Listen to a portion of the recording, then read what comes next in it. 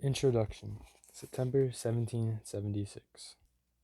He was 21 years old and knew that in a matter of moments he would die. His request for a clergyman refused. His request for a Bible refused. After writing a letter or two to his family, this Yale grad uttered, with dignity, the famous statement, "I only regret that I have but one life to lose for my country."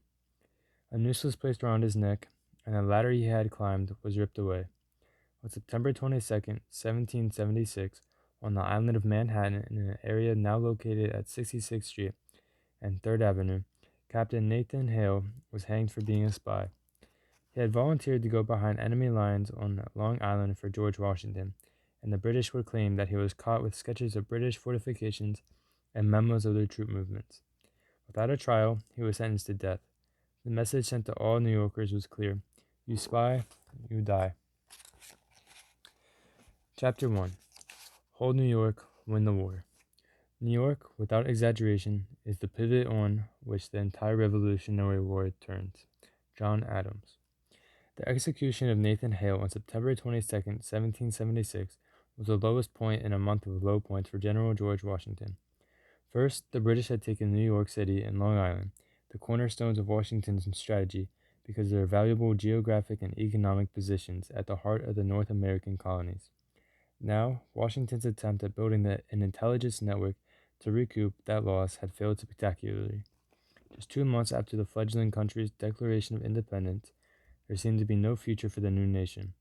And yet there had been so much hope for just a season ago, in spring. After successfully sending the British packing from Boston in March, after a prolonged siege, Washington had begun ordering troops toward New York City, whose harbor was of tremendous tactical and psychological importance. If the Patriots could hold that other great port of the Northeast, victory might be within reach.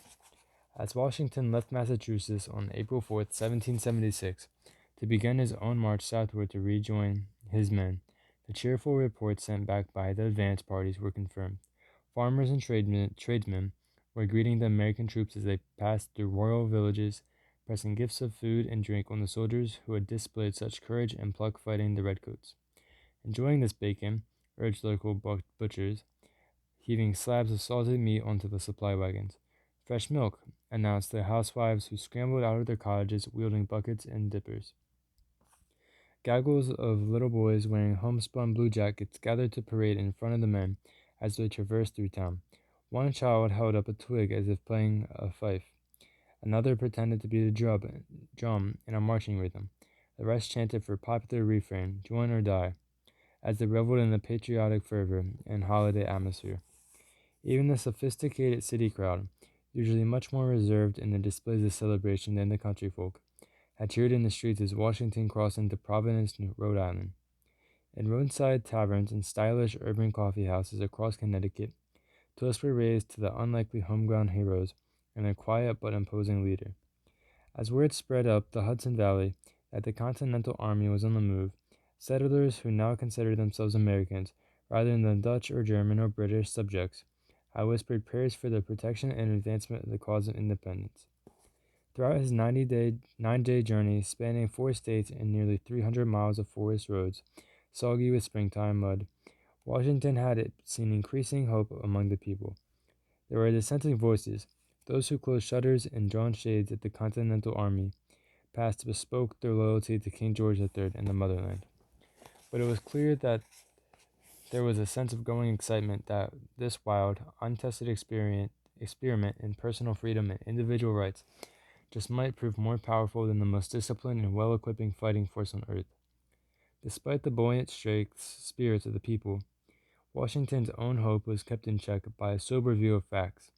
While the Patriots had enjoyed some early victories in Massachusetts, these wins came at a high cost when compared with their tactical significance. The Battle of Bunker Hill in June 1775, however, had gone to the British, though with heavy loss of life and limb on both sides. The Siege of Boston, which ended the following March, had been a win for the Patriots, but their success was due more to the position and strength of the American fortifications than any great offensive maneuvers to rout the enemy. In the end, the British gave up on the city, leaving voluntarily rather than fleeing in an all-out retreat. General William Howe, commander-in-chief of the British Army in North America, had his sights set on a much bigger and more agreeable prize than the belligerent Boston. New York, tenuously held by a few American troops, was despised by both sides. In the north, the Americans had secured Boston for the moment. To the south, the action had not yet reached a critical point, though its time was coming.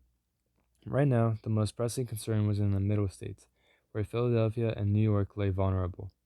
Philadelphia was the largest city in the colonies at the time and held great symbolic status as a seat of innovation, boasting one of the first hospitals and public libraries, as well as hosting the meetings of the Continental Congress. Capturing the seat of the fledgling nation's government would be a great victory for the British, and New York City was the linchpin. If the British won it, they would bring the colonies to their knees. As the second most populous city in the colonies, New York was their northern economic hub. But even more significant was New York's location and situation, right in the center of Britain's North American settlements and home to both a large deep-water harbor and access to the Hudson River. The army that held New York City and its waterways had a strategic advantage not only in controlling the import and export of foodstuffs and dry goods, but also in securing a key foothold for transporting troops up and down the coast. Maintaining control of New York would give the American Fighting Corps and the colonial populace a tremendous boost in confidence. Failing to capture and hold New York City and New York Harbor would certainly be an embarrassment to the British Army and Navy, but they would survive the blow. For the Americans, however, losing the region would be a tragedy, destroying morale, cutting off trade, and drastically lowering the odds that the Patriots would win the war. New York's strategic significance, from a trade perspective, was not lost on General Howe. The loss in Massachusetts was a disappointment, but Boston was not the ultimate prize for the British. Howe wanted to choke off the revolution by isolating the northern colonies from the southern ones. If the political radicals in the somewhat geographically clustered northern cities were segregated from their counterparts in the more spread out south, they could not cross-pollinate ideologies, and the various factions might be more easily eliminated. It was a classic case of divide and conquer, with New York City as the central element in creating the chasm.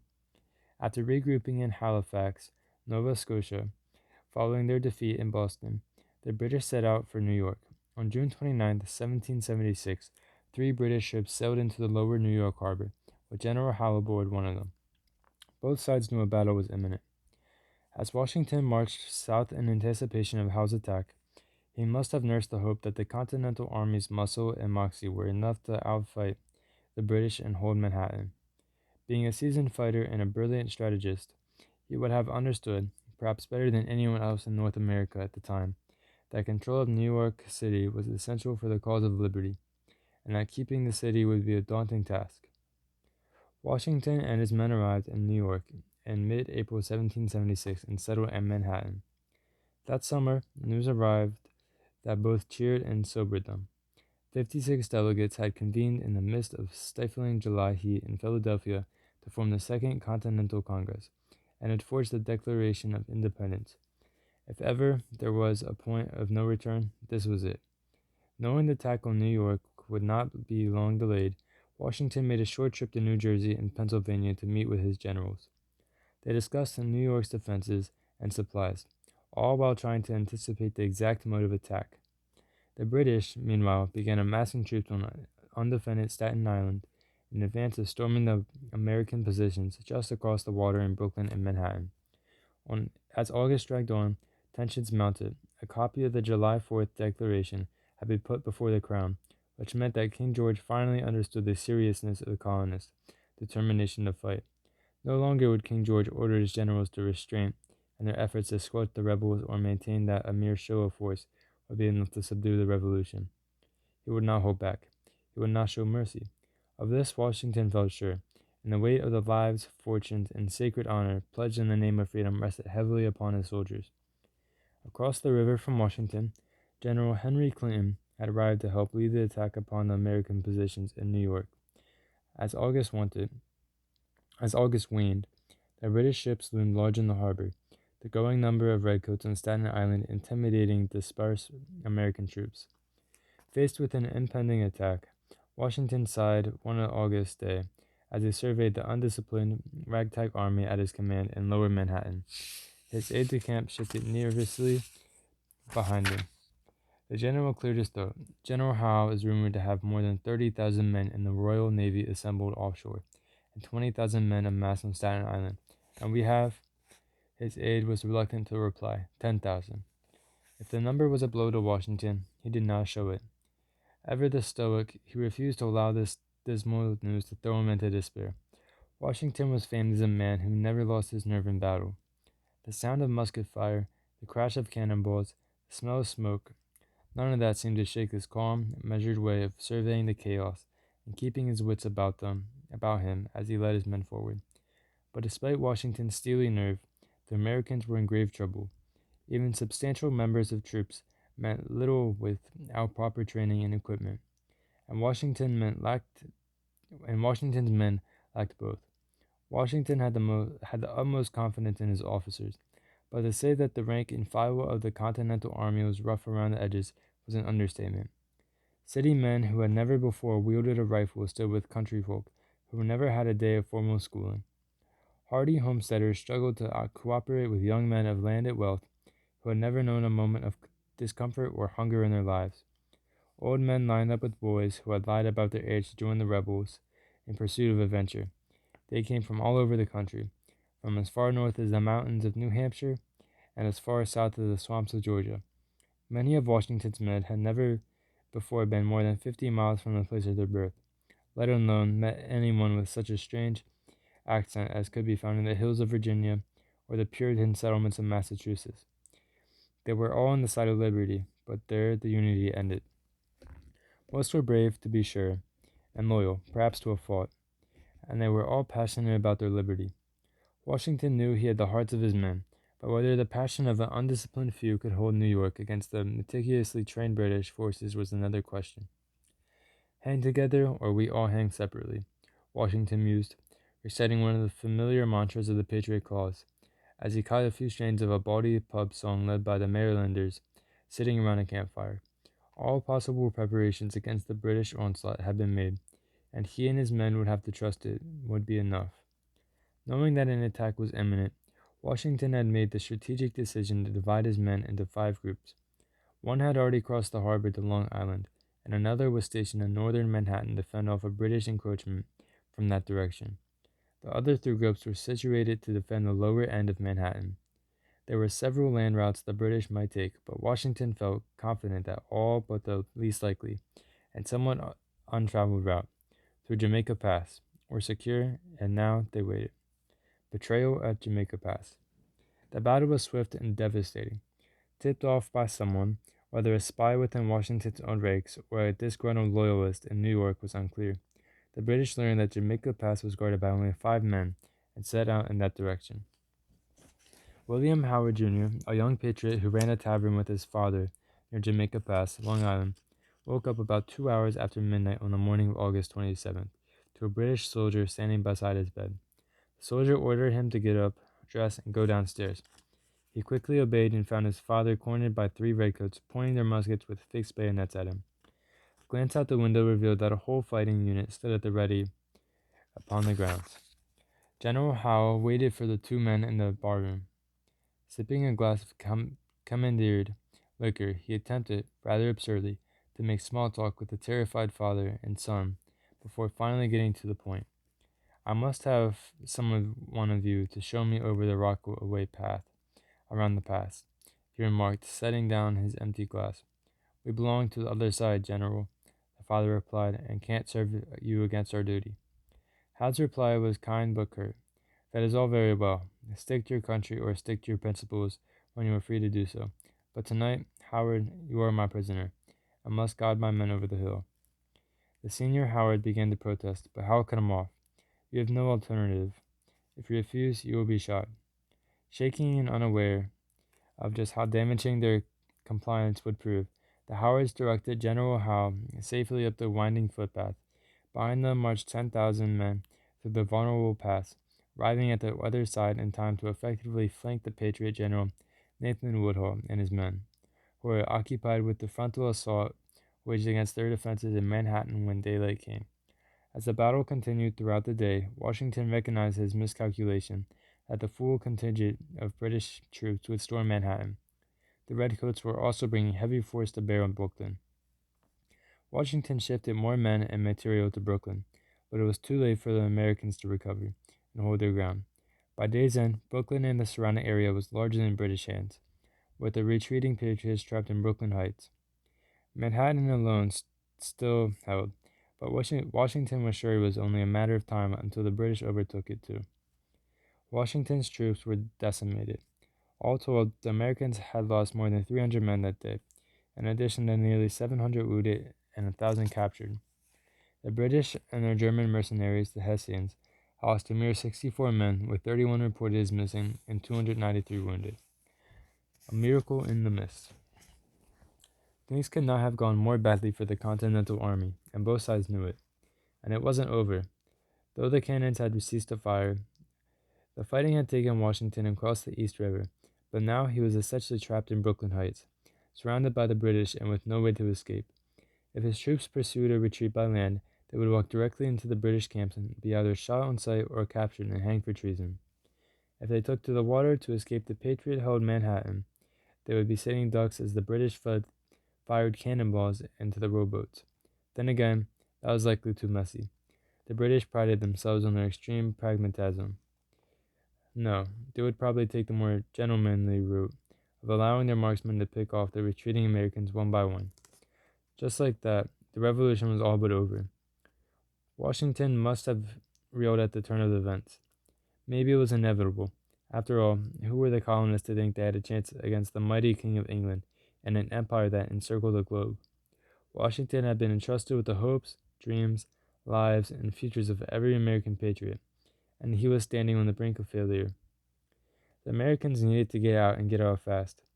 If the bedraggled and punch-struck Patriot soldiers could somehow manage to escape, they could regroup with the friendly troops waiting in American-controlled territory. It was a big if. "We have no other options," Washington asked the officers assembled with him at his makeshift headquarters in Brooklyn Heights. There was a pause as each man looked around the table with raised eyebrows, as if asking his comrades, "Have you got any miracles to spare?" But Washington already knew the answer. Unless he could somehow ferry 9,000 men undetected across New York Harbor, currently patrolled by the might of the Royal Navy, he would be forced to surrender or ask his men to die in a siege from which there was no foreseeable escape. And with the betrayal regarding their vulnerability at Jamaica Pass, and no individual able to convey intelligence from the British positions, there was no way to anticipate what the Redcoats' next move might be. Washington was near despair, but he was also a man of faith. No one knows what prayers passed his lips during those tense 2 days, as he faced almost certain defeat.